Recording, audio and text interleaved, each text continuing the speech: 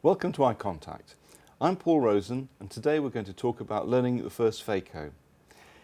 The young surgeon's first phaco inevitably combines elements of dread and excitement, and I'm going to discuss the importance of good preparation as a means of improving that experience and ideally avoiding complications with Dr. Nic Reus.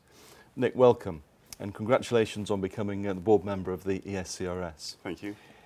Do you remember your first phaco procedure? And I just wonder, if you do, how did it go? Well, I do remember my first phaco, but I don't recall any details of it.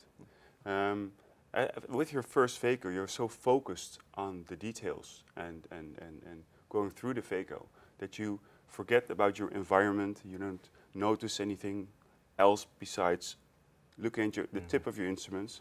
So I remember that it went well. It was a good success, but I don't recall any of the details. If you, knowing what you do now, would you have done it differently the first time? No, I think what my mentor did, he did it very well. He taught me we started at the back first. Okay. So after the implantation of the IOL, I could remove the OVD with irrigation aspiration. And then from that on, we went backwards to the start. So we learned all the different steps. And then as the final moment, we did the incision, and then we did the entire phaco. Okay. And my mentor, he really talked me through the operation. So now do this, now do that, beware of this, beware of that. And that was really helpful. And do you teach the back to front? Yeah, I do that. You do? Yeah, okay. Yeah, I like that very much. So what do you think is the best way for the first timer to prepare for surgery? Well, the difference between what I did then and how I was taught then and what is now being taught now is that the residents, they'll train at the IC virtual simulator to do the surgery. So I only did wet labs on pig's eyes, and they still do that. But now they also do training on the virtual reality simulator, and that's also really helpful. So I think that's a big step forward in preparing residents for their first surgery. And then if you start in real life, you have much more experience, and especially your eye-hand coordination with working through the microscope is much better. And that's an important thing, I think. Okay. What else should they do?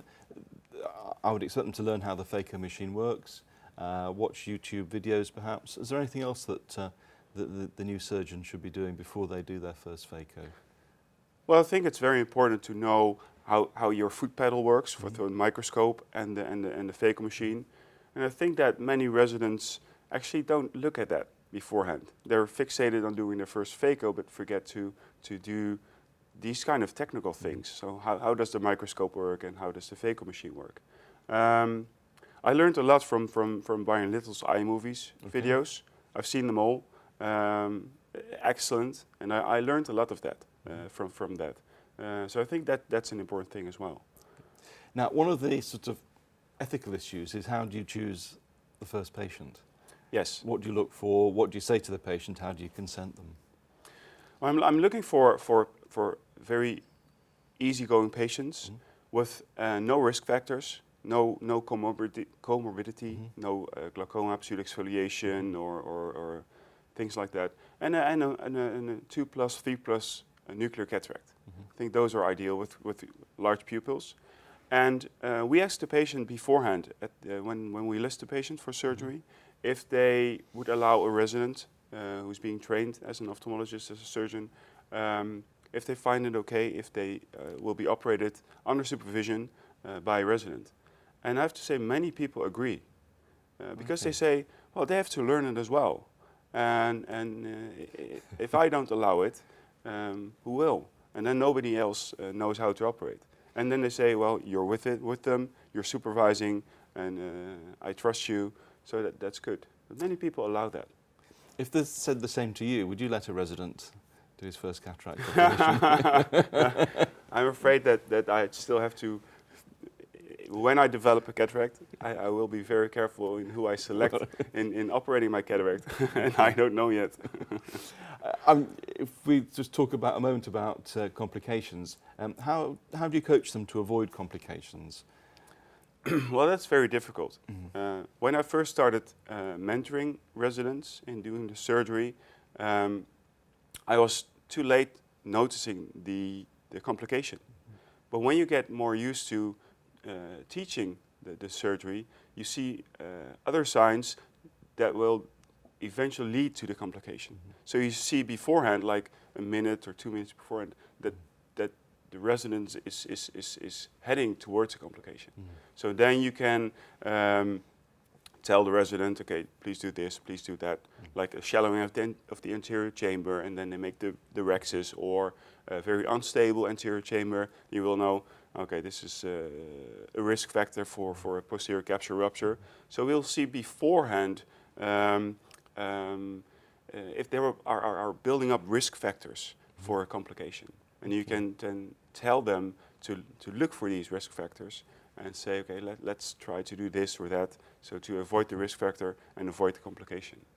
So now you're a senior surgeon. If you want to do a new operation that you've never done before, what's your process of learning that new procedure? When I learn a new procedure, I go to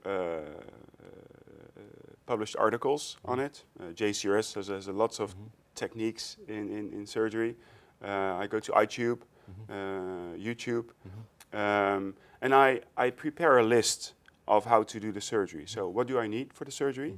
I make a list, and also write down all the various steps. Yeah.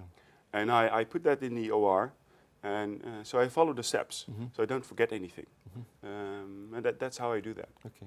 And it's the same for you now as it is for a young person starting off doing their first phaco, I suppose. Yes. Same principles. Well, the first thing when I learned phaco surgery, when I rode my bike to the hospital when I was a resident, in my mind I was doing all the steps for the surgery just before I went into real life surgery. Yeah. So I knew what the various steps were. Yeah. And do you think resources like iLearn, which the ESCRS provides, do you direct your students to that and they can learn the background for surgery? Yes, it's a great platform with a lot of knowledge from a lot of experts.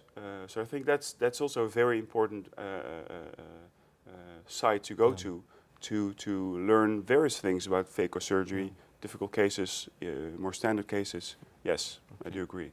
Yeah. Nic, thanks very much for joining us. And thank you for joining us. And for more information, please visit us at eurotimes.org.